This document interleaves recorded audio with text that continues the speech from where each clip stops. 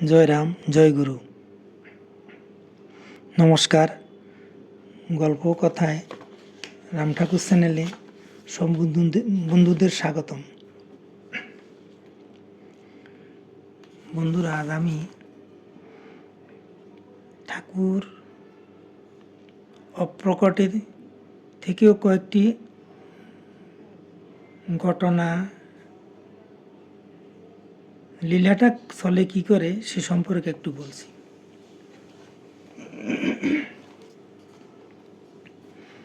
ডিঙ্গামানিক দুর্গা মণ্ডপের বারান্দায় শ্রদ্ধেয় বিজয় আচার্য মহাশয় ও অন্যান্য ভক্তগণ বসেছিলেন। ঠাকুর প্রসঙ্গ আরম্ভ হলে কথা প্রসঙ্গে তাকে জিজ্ঞাসা করা হলো, দেহত্যাগের পরও কি কোনো কিছু বোঝা যায়?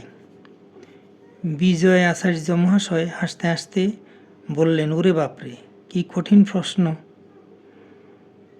আমাকে করলেন।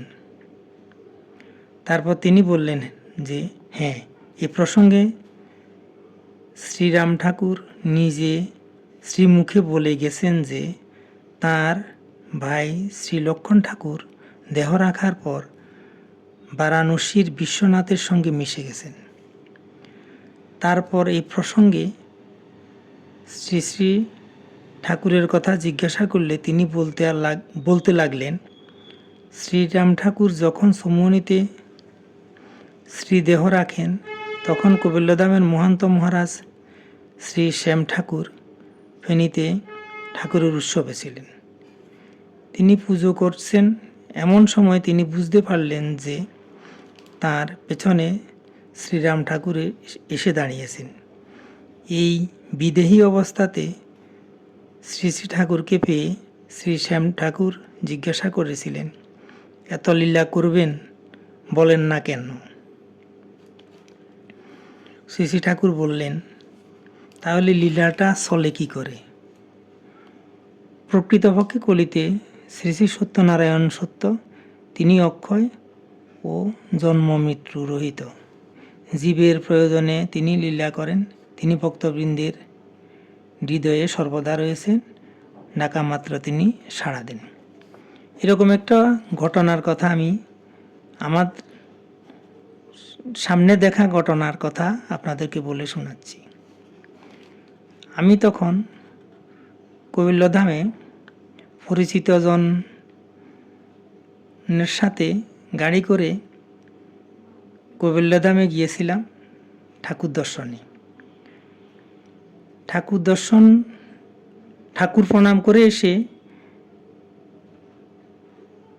কপিলধামের অফিসে যাওয়ার পর ওই পরিচিত জনকে অফিসের লোকজন বললেন, সত্যনারায়ণের প্রসাদ পেয়ে যান।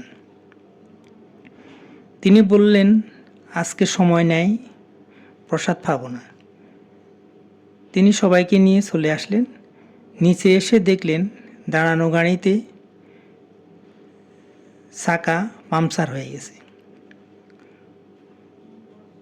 তখন আর গাড়ি যাওয়ার কোনো ব্যবস্থা নেই।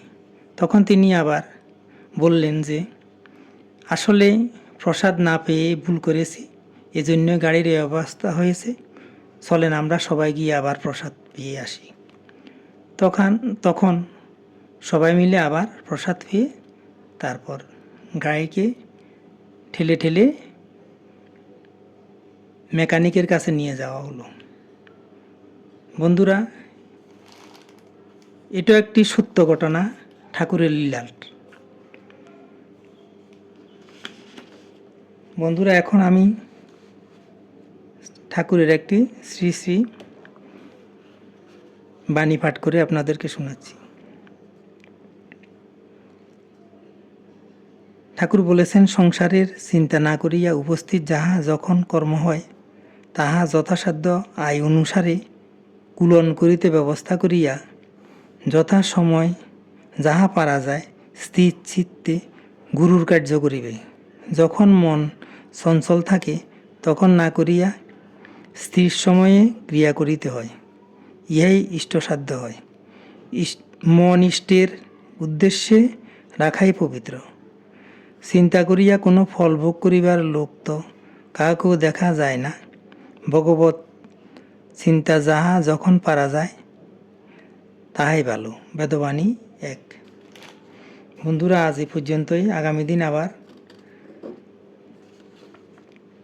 শ্রী শ্রী ঠাকুর সম্পর্কে গল্প বাণী নিয়ে আপনাদের সাথে থাকব।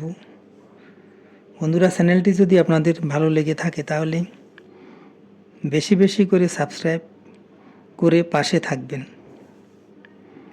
লাইক শেয়ার কমেন্ট করবেন। আর নতুন বন্ধু হলে সাবস্ক্রাইব করতে ভুলবেন না প্লিজ। ধন্যবাদ, ভালো থাকবেন। জয় গোবিন্দ, গুরু কৃপাই কেবলম।